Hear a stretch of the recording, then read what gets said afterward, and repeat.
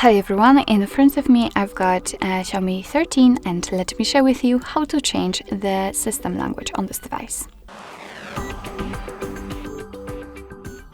So first of all, let's enter the settings, and here we have to scroll down in order to find additional settings.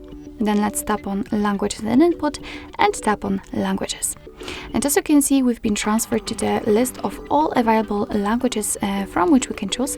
And basically in this model, in the Xiaomi devices, it's really easy to set new language because you have to just find it and tap on it. So let me pick this one.